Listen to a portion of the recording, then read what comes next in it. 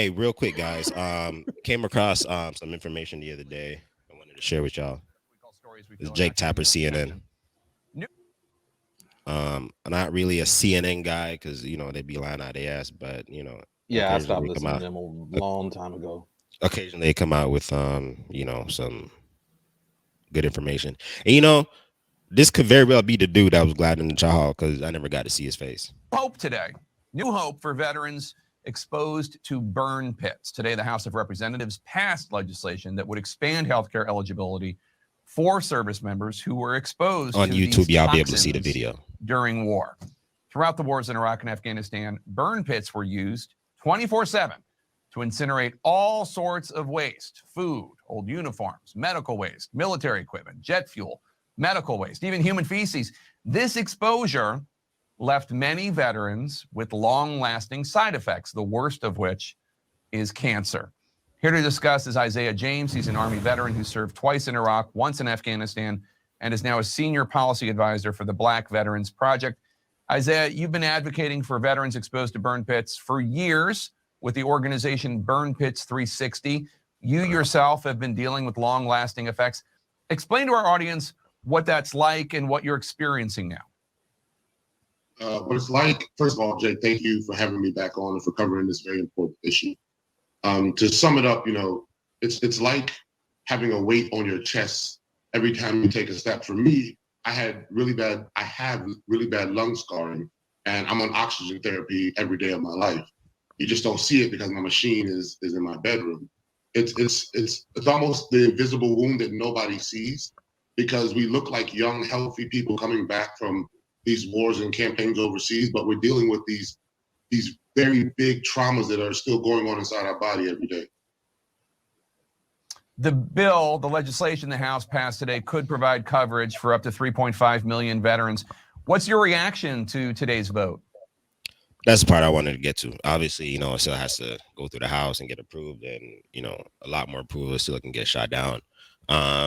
But to see the legislation being pushed through, I'm saying, like, a community of veterans, putting together, are coming together for whatever issue it is, whether it be burn pit or whatever it is.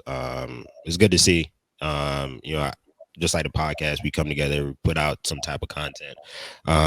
Any thoughts on the progress that's been being made, and does that inspire y'all to maybe want to do anything, not on the same scale maybe, but us as veterans, bringing light to some issue or anything like that?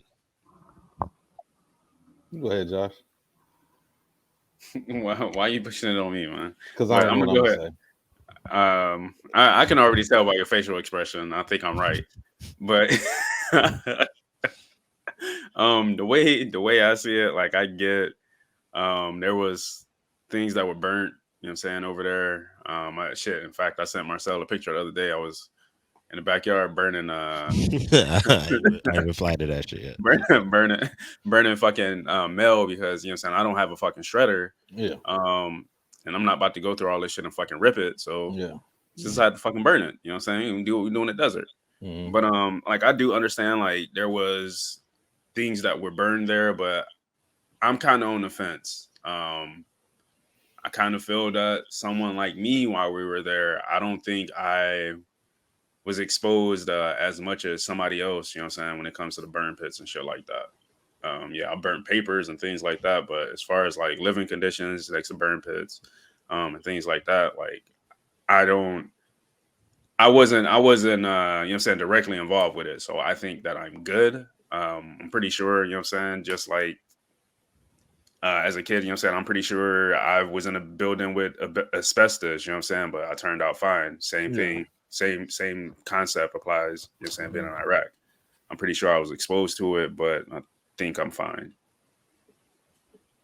But it's good, you know what I'm saying, for the people that, you know what I'm saying, may have these underlying problems. This is good, but I think I'm good on this one. I got my name on the registry just in case, but I don't think I'm going to pursue anything. So I'm glad there's a bill in place. I got my name on the registry. As soon as I can apply for it, I'm gonna apply for it because I had my heart attack, and I'm gonna try to prove that that was the reason. Because it wasn't like I was not healthy or anything. Shit, I was smoking marijuana and cigarettes all day today. Shouldn't have had the heart attack. But my thing about it is, like that guy, I'm not gonna say he was lying, but I do think he was exaggerating, in my opinion. You got to exaggerate though. Yeah, On the I yeah, OPA thing, serious. I know, but again, that's why I don't watch CNN no more because I used to stay heavy on CNN, but I can't. They pick and choose what they want to talk about, and to me, they're just the opposite of Fox. That's all it is. Now, it's good that they now actually have a bill for it. I'm actually glad about that because I'm all about veterans getting their benefits. No matter what, you sign the paper, put your life on the line, regardless of what we did in the military. You sign the paper. Now, I even know a couple of people that won't even go and register with the VA because they feel like they don't deserve the benefits.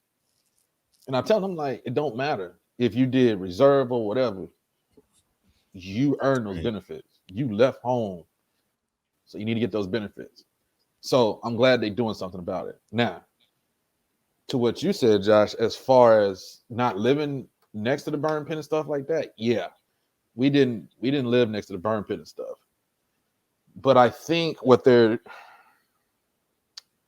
going to try and do is I think it's going to be a type of thing where if you deploy to one of these countries, you're going to get the benefit. That's what I think going to happen. So these people that went to Africa, they probably won't get the benefit because there's probably no burn pits really in Africa, and they may be more so inclined to know where to put it as before in Iraq. I mean, the shit was basically right outside the compound in Iraq.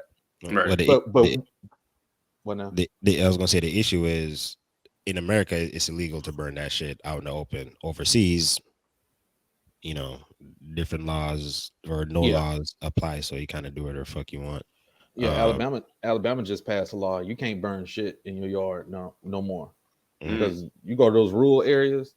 Oh yeah, they just be burning stuff in the front yard. They do that shit in Jamaica too. We can do that shit in Florida too. So I know in Alabama you can't do it no more. Yeah, but I think with the burn pits though, I think the only thing that comes to mind that could be an issue is when it comes to your exposure over time. So thinking about Balad from like a bird's eye view, and the different burn pits located throughout the base when it comes to I don't mean to be the nerdy motherfucker, but the crosswinds and downwind and all that shit, exposure over time, different chemicals, sleep and working, you know what I'm saying, and you being exposed over time. One thing they said is that they were seeing abnormal types of cancers pop up in people who were in Iraq, you know what I'm saying, and you see that when you have these when you have when you're exposed to like burning chemicals, dead bodies and shit like that. Don't know if it has anything to do with your cardiovascular system, but and as you get older, your body breaks down more. So I think the issue, especially for the people who don't touch their benefits, is like, hey, it's not even about getting the resources. It might be, hey, you might have been exposed to something, and now that we have your information and can tell where you were in time, hey, maybe we catch this cancer you have in stage 1 versus stage 3. Yeah, you know what I'm saying? So but yeah, man, I'm glad to see it. Because I fuss at my dad every time. Like, he got out the military and he never applied. I'm like, you did 8 years, you did 9 years and went to Turkey. Why wouldn't you? Yeah, there's a base out here that's closed down, and people are trying to bring light to it, but it turns out the entire area was radioactive, and there's there are people who have died that were stationed at that specific base. If you go there now with the Geiger counter and shit, you can see, you know what I'm saying, the exposure in real time. So I think it's just about, hey, shit, you might have just went TDY somewhere, you slept in this one building, but the whole building had black mold. right? You never got your benefits and shit. So now, you know what I'm saying, you're trying to figure out how you got cancer. Was it a family member? Was it this apartment? When it's like, well, it's already documented. You know what I'm saying? Not to blame, blame people for not getting the benefits, because I get it's like you think you tough, you macho. I made it out of the military, no scars and shit. I don't need the money, but it's like, well, it's more of a benefit than you can realize, because you'll use them housing benefits though, right? You'll take the fuck out of that shit, right? Yeah, exactly. Now you're not gonna throw that shit away. Nah, nigga, I don't need that shit. Now you're gonna use that shit, Right. right? So don't be a clown, man. You're gonna use that GI Bill too. Hell yeah, gain your fucking benefits, man, or get that shit to your kid or somebody. You want to hear? Y'all want to hear a funny story? What's that? So for the past few years, I've been trying to help my dad get his DD-214. All right. Because he ain't never have it.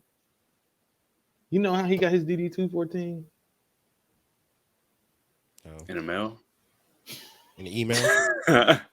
Nah, I forgot who he asked. I think he asked his sergeant from when he applied to be a cop. They still had a copy of the DD-214. Oh wow. And this whole time I'm trying to figure out all going to these Narnia and shit. Yeah, exactly. Because he don't want to do it. Keith, go do this for me. Okay. And all he had to do was call somebody. Oh man.